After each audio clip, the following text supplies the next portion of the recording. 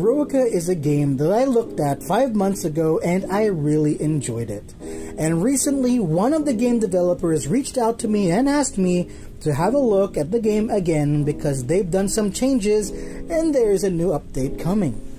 Now, this isn't sponsored, they just reached out and asked me if I could have a look, and so I figured why not? Let's have a look and see what this game has done to improve itself and what still could be improved. Eroica is an anime-style gacha game. If you would like to take a look at the game from when I last played it, I'll leave a link to that video up in the corner. For the most part, the game is exactly as I remember it. You can adventure and explore the different regions manually or automatically, but I'd recommend that you do it manually because there's plenty of items to find in those adventure regions. My biggest complaint from last time was that the optimization wasn't good enough and the frame rate kept dropping. Now, the optimization has improved, but it's not quite there yet. There are times still when the game's frame rate drops. And visually this game does not look that demanding. Yes, the character models are quite detailed, but the backdrop of the game is not what I would call very detailed or high resolution graphics.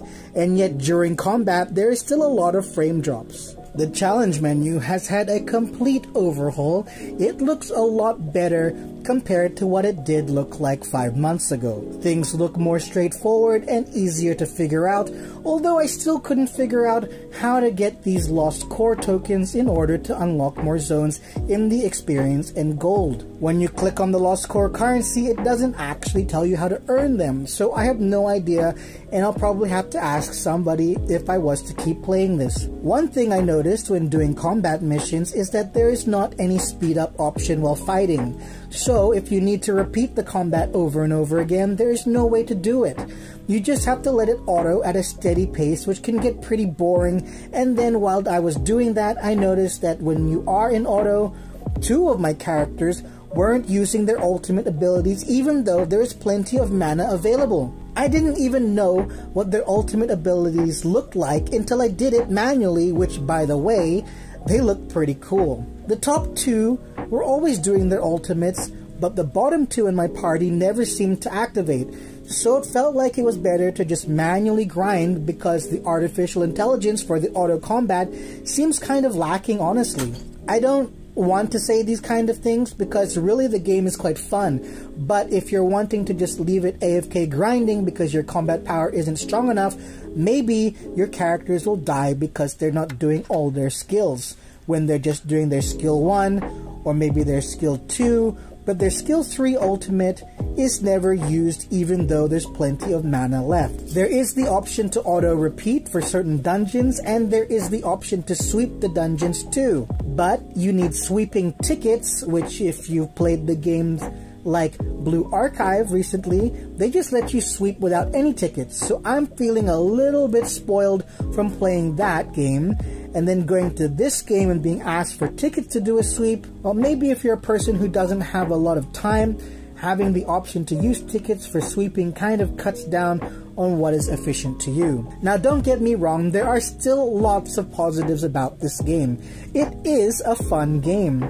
I'm just comparing it to what I had experienced before, and I've noticed a lot of things now, looking at it after 5 months having passed. There's still a lot of room to improve. The gacha, for example, seems pretty decent. I've been able to get a lot of 2 stars, and I'm actually planning to summon again. I'm just waiting for the rollover of the heroes because I'm not really interested in the current one, which will happen tomorrow, so I've been saving up my summoning currency for that. This game does hand out a lot of summoning currency at the moment from doing certain challenges and achievements.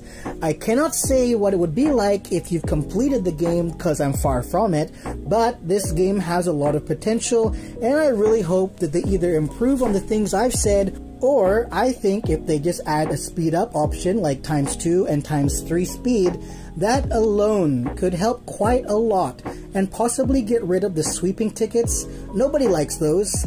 those really suck. The game is still overall a lot of fun, and the story is engaging too. The character models are absolutely stunning, and the artwork is great too for the most part. I do wish the artifact card art could be viewed in full screen though. I did mention that in my last video, and sadly there hasn't been any changes there. The art on the artifact card is stunning, and it's such a shame you can only preview it on a small scale only. Thanks for watching. Remember to subscribe, hit that bell icon, and follow me on Twitter for the latest news.